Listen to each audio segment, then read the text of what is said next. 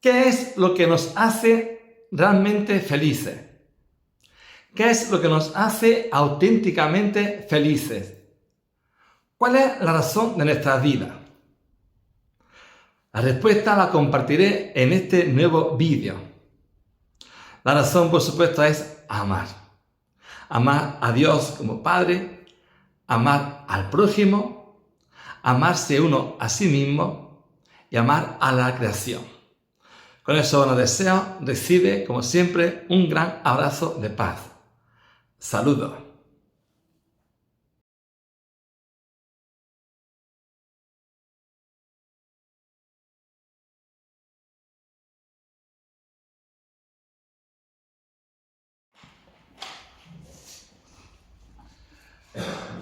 Y seguimos escuchando cómo Cristo sigue siendo atacado. Hace unas semanas se planteaba el tema del impuesto, si era lícito pagar impuestos a Roma o no era, y como consiguió la victoria, entre comillas, consiguió que los que iban contra él se volviesen sin saber de qué acusarlo, vuelven otra vez a la cárcel, con un tema esencial. ¿Qué es lo más importante? Sobre todo en cuestión de mandamientos. Decir al final que sea el experto en la Biblia, el experto en la ley, el que haga la siguiente pregunta. De los 613 mandamientos que hay en la Biblia, entre mandamientos, prohibiciones y obligaciones, ¿con qué nos quedamos? Y es la verdad que existe en la Biblia ese tipo de cantidad de normas, ¿no?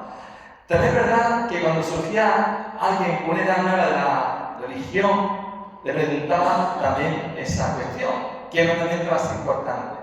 Pero en esta ocasión lo hacen también con mala uva. A ver, Cristo, ¿qué respuesta da? ¿Qué mandamiento es el principal de la ley? Le hace la pregunta a Jesucristo.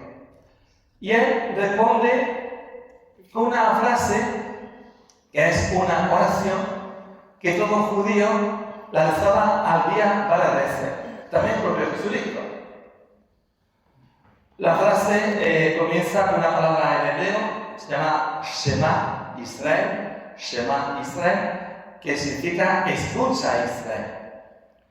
Y la frase dice lo siguiente, lo hemos escuchado en la lectura: escucha Israel, el Señor es tu único Dios.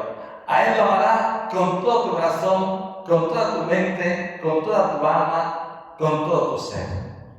Por lo tanto, Cristo está respondiendo con un texto que todo judío conocía bien. Ese texto solía ponerse en la jamba de la casa, también había algunos que lo ponían en la cinta, en el pelo, o también en la pulsera. Era pues el centro de la fe judía. Es algo parecido a lo que muchas veces se ponía en las casas cuando ese azulejo que decía Dios bendiga cada rincón de esta casa, por ejemplo. Una cosa parecida era esa plegaria diaria varias veces durante la jornada. Por lo tanto, Jesucristo no dice nada, ¿verdad? Eso desde la época de Moisés ya se estaba escuchando. Sin embargo, Cristo da un paso más adelante y pone otro mandamiento a su nivel. Le pregunta qué mandamiento es más importante y él responde con dos. El primero es tal y cual. El segundo es semejante. Amarás a tu prójimo como a ti mismo. Amarás a tu prójimo como a ti mismo. No son dos amores separados. Es un amor con dos caras. Amar a Dios, amar al prójimo. Amar a Dios en el prójimo. O amar al prójimo porque tengo el amor de Dios que me lleva a amar. Y surge la pregunta, que también se la plantea Jesús en alguna ocasión: ¿quién es mi prójimo? Y resulta que hoy en la lectura primera aparece una definición maravillosa de nuestro Dios. Un Dios que es compasivo y defiende al débil.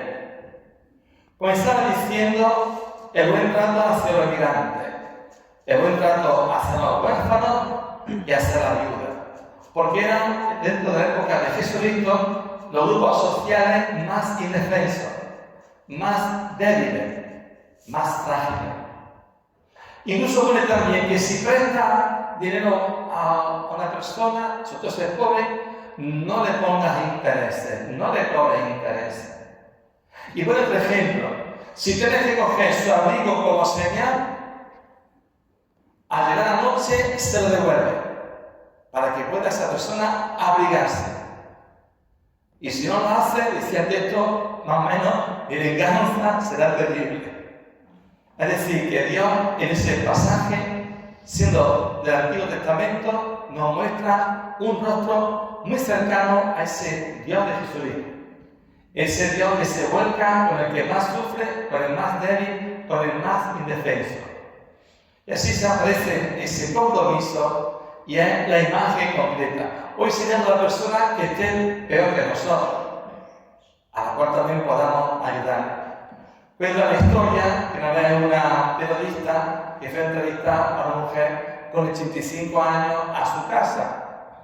Y más o menos le preguntaba de a qué se dedicaba, qué hacía, bueno, pues apuesto, costura, o venga, cosas típicas de esa edad, ¿no? Escucho música, leo.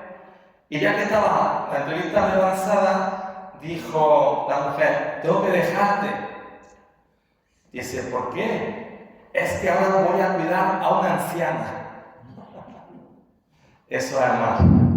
Sin edad, con un compromiso auténtico. Ya estuve ya casi con 90 años a cuidar a una anciana. Saber abrirse a lo demás. Y en ese sentido, el Salmo también, el Salmo 17, que es el Salmo que hemos escuchado, se atribuye de David. David fue, fue antes de ser rey, fue pastor, fue guerrero, tuvo mucha batalla. Y dice frases maravillosas sobre Dios. Yo te amo, Señor, eres mi fortaleza, mi refugio, mi casa, mi roca en el peligro, mi baluarte. Si tenemos esa certeza de Dios con nosotros, a nada ni a nadie debemos tener miedo. Y así llegamos también, como viene estos días pasados, escuchando la carta de San Pablo a los tesalonicenses. Ya os dije que era una comunidad que San Pablo creó, tuvo que huir corriendo porque si no lo mataban y mandó 2 cartas. Y se ve que San Pablo, que tuvo poco tiempo, dejó buena semilla en aquella gente. Los europeos. Les dice que gracias a ellos ha escuchado cómo el Evangelio se ha extendido a otras ciudades.